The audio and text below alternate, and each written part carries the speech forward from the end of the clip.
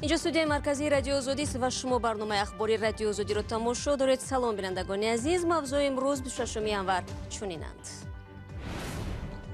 از اعلان پیروزی بر کرونا تا انتقاد از بخش انرژی، امامعلی رحمان در پیام سالانه‌اش به وکیلان حکومت و مردم چی گفت؟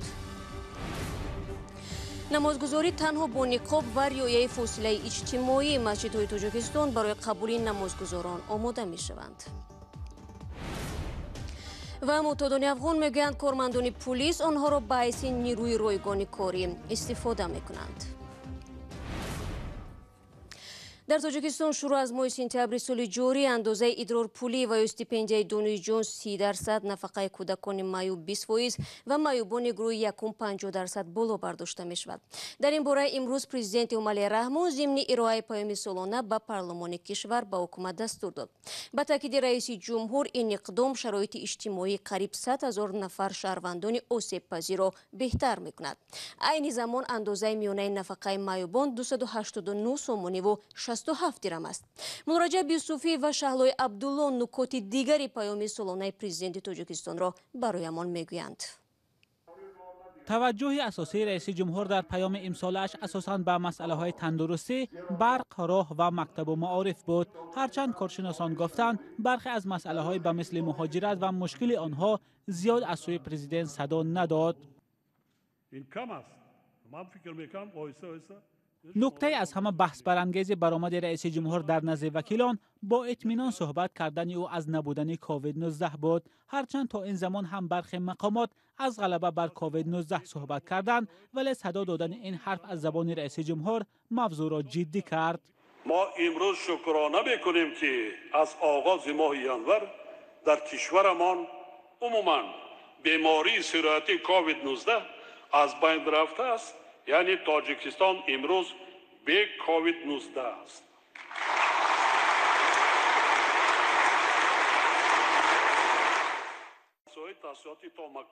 رئیس جمهور با وجود آنکه که از نبود کووید 19 در کشور صحبت کرد، ولی از ساکنان خواست قاعده‌های بهداشتی را رعایت کنند.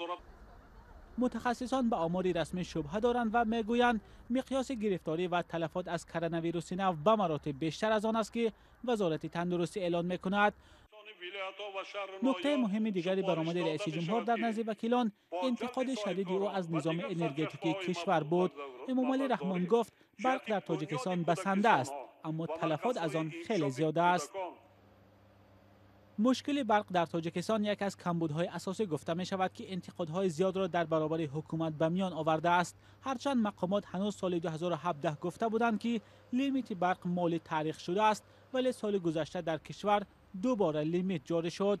سال 2021 در میقات سیاره از لحاظ تأمینات به آذوقه‌واری یکی از ساحه‌های وزین و حتی هلاکتبار در 100 سال اخیر می‌گردد. رئیس جمهوری تاجیکستان امسال نیز درباره ذخیره 2 ساله خوراکواری در هر عائله گفت و پیشنهاد کرد که کشاورزان در سال روان از اندازه یگانه برای زمین آزاد کرده شوند. در رابطه با مهاجران امامعلی رحمان زیاد تمرکز نکرد و تنها گفت امسال 80% مهاجران نتوانستند از کشور بیرون روند. رئیس جمهور از آن تفسیر کرد که این نفران در داخل کشور جای کار پیدا کردند، هرچند بسیاری از مهاجران از وضع بد اقتصادیشان شکایت دارند. موافق مقصد می بود که با برابری تاکید نمودن این حالت با امتیاز و شفافیت و رقابت سالم با مقصدی به وجود آوردن زمینه‌های حقوقی و مورد عمل قرار دادن قانون‌های تکمیل شده متوجه می‌شد. همساله رئیس جمهوری تاجیکستان در پیام سالانه خود به هر دو پلت پارلمانی کشور هدفهای کوتاه مدت و دراز مدت دولت تاجیکستان را شرح می‌دهد. نه همیشه این پیام‌ها بیانگر وضع واقعی دانسته می‌شوند و به گفته ساکنان نه همه نقشه‌هایی که در پیام اعلان می‌شوند به اجرا می‌رسند. در همین حال محیدین کبیری رئیس پیمان ملی تاجیکستان یک ائتلاف سازمان‌های مخالف روز 26 ینوار در یک پیام ویدیویی به رادیو آزادی گفت نطق امسال پرزیدنت رحمان تکراری بود و در آن هیچ اشاره به رعایت حقوق بنیادی و آزادی مردم نشد. و یک نکته بسیار مهم از نگاه ما البته مخالفین تاجیک این است که هیچ اشاره به بهتر کردن آزادی‌های مردم نبود، نه برداشتن محدودیت‌ها در آزادی دینی، آزادی‌های مطبوعات و آزادی‌های عمومی سیاسی مردم کشور هیچ اشاره نشد. این بیانگر آن است که رحمانوف در آینده نزدیک هم هیچ برنامه برای بهتر کردن وضعیت آزادی‌ها و حقوق مردم در کشور ندارد، اگرچه خودش خوب می‌داند که تاجیکستان در این چند سال اخیر چقدر در مسئله آزادی بیان، آزادی دین و آزادی مطبوعات پایین رفت و متأسفانه هیچ اشاره در این نبود. солҳои ахир ҳукумати Эмомалии Раҳмонро созмонҳои байналмилалӣ барои саркӯби мухолифин ва беэътиноӣ ба ҳуқуқи инсон таъқиб мекунанд. Зимнан дар поёми солонаи Эмомалии Раҳмон ба мавзӯи фаъолияти масҷидҳо дар Тоҷикистон низ дахл шуд ки барои қабули намозгузорон омода мешаванд. масъулини масоҷиди ҷомеъ ва панҷвақта мегӯянд намозгузорон бояд чанд қоидаи беҳдоштиро ҳатман риоя кунанд. дар бораи тайёрии масҷидҳои кишвар ҳамкорони мо Сарвинози Рӯҳулло ва Бароди Юсуфӣ гузориш медиҳанд. пӯшидани ниқоби тиббӣ, безарар гардонидани дастон ва пойпӯшҳо, нигаҳ доштани масофаи иҷтимоӣ ба ҳангоми намозгузорӣ аз шартҳои ҳатмии ворид шудан ба масоҷиди Тоҷикистон аз ин ба баъд аст. масъулони масҷиди Қора Миршикори ноҳияи Синои шаҳри Душанбе аз чанд рӯз ба ин сӯ ба қабули намозгузорон омодагӣ мегиранд. маводи кофии безараргардонӣ, ниқоб ва ҳароратсанҷ дар ин масҷидро таъмин кардаанд. аз ҷумла ки масҷиди мо ки масалан дар болош масад кушода аст, ҳатто ҳамин дина хеле барфҳоро ҳам берун кардем ки як шояд барои намозгузорӣ танқидси нашкашад ва уҷа зикр шуда буд ки масад фосиларо риоя карда шавад. масҷидҳои мо ки албатта масҷидҳои ҷомеъ ҳастанд, риояи фосила мушкилтар аст, ба он хотир ҷобаҷогузории намозгузорро аз бигем ҳози сар карда аз ҳамин рӯз мо ҳаракат дорем ки то ки мардум танқисӣ нашавад. имомхатибон аз намозгузорон даъват мекунанд ки бар изофаи риоят кардани қоидаҳои беҳдоштӣ агар намозгузорон бо ҷойнамозҳои худ ба масҷид биёянд дар ин шароит беҳтар аст. ҳатто таъкид кардем ки ҳамун пойафзола силансиҳое ки таҳорат мекунанд ба онҳо дигар навиёнд, худшон ҳар кас пои худшон ва сарчоқҳои масалан яккаратаки ки барое ки бо ду кас масад истифода набаранд ва хоҳиш мекунем бо аз ҳамун касоне ки масад ба масҷид меянд таҳорат хубтар мешавад ки дар хонаҳои худ таҳорат кунанд ва ҳамун ҳадисҳои расули худо саллаллоҳу алайҳи васалам аст ки касе агар дар хонааш вузӯ мекунад ва ба масҷид қадам мезанад, иншоаллоҳ ки ҳар қадами ӯ савобу аҷр дорад. намозгузорон аз боз шудани дари масҷидҳо пас аз 9 моҳ истиқбол карда мегӯянд дар идома боз мондани масоҷид ба рафтори намозгузорон бастагӣ дорад. аввалаш барои мардум ин ҳамаш чӣ эҳтиёт кунад, қоидаҳоро риоя кунад. ҳамин давлат ки чӣ гӯ ҳамин давлати вайш набурояд ки ҳамин баъд иншоаллоҳ ҳамаш назм мешавад. раиси ҷумҳури Тоҷикистон Эмомалӣ Раҳмон низ дар паёми солонааш ба ҳарду палатаи парлумон шартҳои дубора баста нашудани масоҷиди кишварро эълон кард. масҷидҳоро вай кардан штаби ҷумҳуриявӣ, лекин нами эҳтиёт карданда кор. масалан намозҳои ҷумъа эҳтиёт карданда кор. эҳтиёт ними ҳаёт. қоидаҳои ҷамъиятӣ беҳдоштиро ҳатман риоя кунанд. риоя намекунанд ва ин масҷид кор намекунад. ин ҳушдор дар ҳоле дода мешавад ки мақомоти кишвар гуфтанд 2 ҳафтаи ахир дар Тоҷикистон сирояти коронавирус ба қайд гирифта нашудааст. пас аз хуруҷи ҳамагирии коронавирус дар ҷаҳон моҳи марти соли гузашта барои 2 ҳафта дари масҷидҳо дар Тоҷикистон баста шуд. баъдан боз карданд ва аз 18 апрел тақрибан 9 моҳ масҷидҳо дар Тоҷикистон фаъолият намекунанд. ҳоло дар Тоҷикистон ҳузури 4000 масҷидҳои ҷомеъ ва панҷвақтӣ сабти ном шудааст. мақомоти Тоҷикистон мегӯянд барномаи сафари як рӯи беш аз 400 нафари муҷирони кори тоҷикро ба вилояти Иркутски Русия бо мақомоти кишвари мизбон ҳамоҳанг карданд. гуфта мешавад ин муҷирон дар рӯзҳои наздик вориди Русия шуда дар сохтмонҳои ин кишвар кор хоҳанд кард. дар ҳоле ки муҷирон аз имконияти сафар ба Русия дар шароити баста будани роҳҳо истиқбол мекунанд, бархе аз онҳо мегӯянд дар гузашта чунин барномаҳо муваффақ набуданд. ҳоло аз ҳамкорам Мирзонаби Холиқзод мепурсам то ҳол дар робита ба ин мавзӯъ чӣ чизҳое маълум шуда. خب اول جزئیات برنامه رو میگفتید. ببینید شالو دقیقاً درست است. مقامات وزارت مهنت تایستان روز 25 ینور در صحبت با رادیو آزادی گفتند که 3 شرکت ساختمانی از ولایت ایرکوتسک به نیروی کاری محتاج شدند و خواستند که از تاجیکستان به آنها کارگر بفرستند. به گفته آنها شرکت‌ها وظیفه‌دار شدند که کارگران تاجیک را با پروازهای ویژه به روسیه برده با جای کار و زندگی تامین کنند.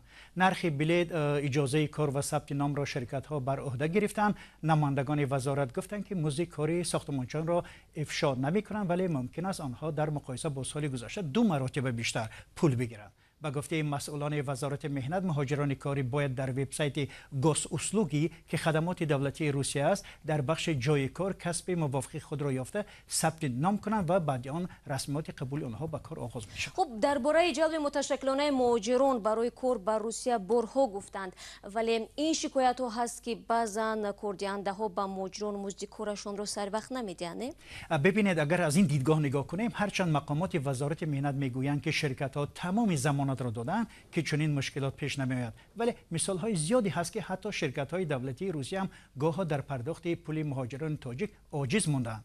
سال گذشته ما بارها گزارش گرفتیم، نوارهای ویدیویی گرفتیم که به سبب نپرداختن مزد مهاجران صدها نفری آنها اعتراض کردند و بعداً پول خود را گرفتند. و یا کار تا اعتراض و جلب نیروهای امنیتی برای فرونشاندن اعتراض کارگران انجام میده است. یک حادثه دیگر بود که ماه مارت سال 2019 یک گروه از مهاجران تاجیک مقامات شغل و مهنت را در تاجیکستان به وعده خلافی متهم کرده بودند که با کمک مقامات به روسیه برای کار رفته، ولی در شرایط سخت و سنگین قرار گرفتند. گروه مهاجران تاجیک برای کار در یک فرمه خوکپروری شهر ولیکی لوکی ولایت پیسکوف استخدام شده بودند. گفتند که با آنها وعده دادند 28,000 روبل مزد کار میدن، ولی در نهایت معاششان کمتر شد.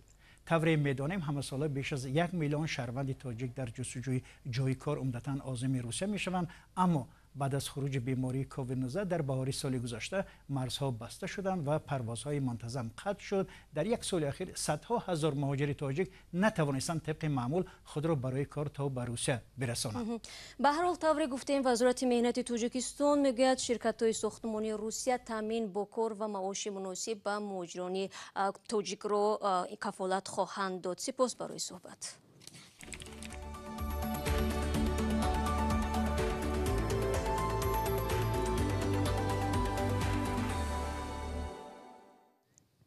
برنامه خبری رادیو آزادی رو ادامه میدهم. در یکی از ولایت‌های افغانستان معتادان از بدرفتاری در نسبتشان شکایت میکنند. گروهی هم میگویند از جانب کارمندان پلیس مجبوراً کار فرموده میشوند و در عوض برایشان یک تنگه هم نمیدهند. طاهری سفر در این باره گزارش میدهد. زلمه 3 سال باز معتاد مواد مخدر است. شب و روز را روی جاده ها و یا ویرانه های قلعه فریدون مرکزی ولایت فرح سپری می کند. می گوید که پلیس را مجبوراً به کارهای گوناگون جلب می کند، اما در عوض پول هم نمی دهد. دولت میاد 4 تا 5 تا جوان میگیره میزنه، گرد مردم سه منو زیر لغتا زیر کندقا من تا شام کار منو شام پس یادم منو میگه برو هر غلطی که نمینی بکن. ویرانه های قلعه فریدون در مرکز شهر فرح یکی از مرکزهای اصلی تجمع نشمندان است. در اینجا معتادان آواره‌گرد و بیخانمان زندگی می کنند. محمد هاشمی 36 ساله یکی از آنهاست. 5 فرزند دارد ولی ماهاست به خانه نرفته است و از حالی آنها هم خبری ندارد. میگیره سر کار میبره، دو روز سه روز خیلی کار میکنه، هیچ نمیدونه، پول میدونه مثل غذا همونجا میدونه، چی میده به زور. و گفته گروه از این معتادان ماموران پلیس آنها را اکثرا در داخل بیناهای نظامی و دور از چشم مردم مجبورا کار میفرمایند.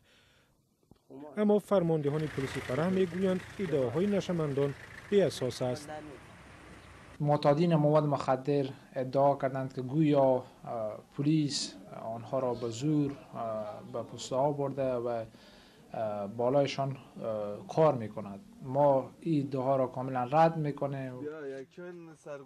در ولایت فرح در غرب افغانستان که 1 میلیون اهالی دارد، حدود 50,000 معتاد به سر میبرند.